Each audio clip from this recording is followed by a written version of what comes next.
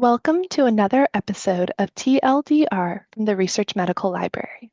In today's episode, I'm going to cover predatory journals.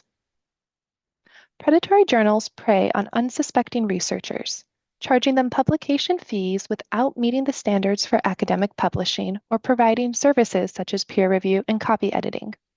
To attract and entrap researchers, predatory publishers engage in many deceptive practices. To understand these deceptive practices, let's go through an example of a potentially predatory journal's website.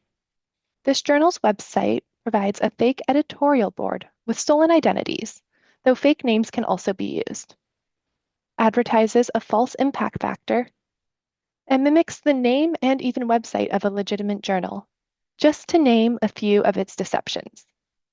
Because predatory journals such as this one do not provide peer review, they can offer extremely expedited turnaround times, which can entice unsuspecting authors to submit manuscripts. Although a fast turnaround time may seem like a benefit, the lack of peer review means these journals often publish poor quality or even junk science. Publishing in predatory journals has several risks. Important research can be overlooked because of the high volume and often low quality of published articles in these journals. In addition, articles published in predatory journals are often not indexed, meaning that these articles can be taken down and omitted from the scholarly record at any time. Predatory journals can also charge additional fees once an article is submitted, including a fee for withdrawing submissions. Not to mention, publishing in a predatory journal can also have negative career consequences. Now, you're probably asking yourself an important question.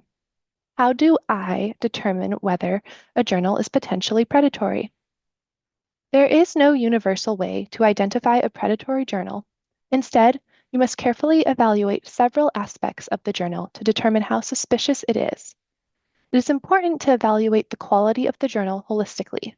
If just one or two things about the journal seem suspicious, the journal may actually be reputable. However, if many aspects of the journal seem concerning, it may be best to submit your research elsewhere. To evaluate a journal's quality, you should ask yourself questions like, are you or your colleagues familiar with the journal? Is contact information provided for the editorial board and/or the publisher? Is the peer review process mentioned and clearly described? Are the publishing fees clearly listed? Is an impact factor listed? If so, does it match the official impact factor listed in the Journal Citation Reports database? Is the journal indexed in reputable databases like PubMed, Web of Science, or Medline? Many in-depth checklists can also be used to guide your evaluations, such as the one from Think, Check, Submit. These checklists provide several specific questions to ask yourself about a journal to determine whether you should publish in it.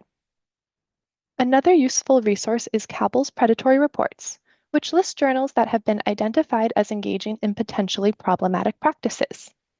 If you find your journal is listed in there, it may be best to submit your research elsewhere.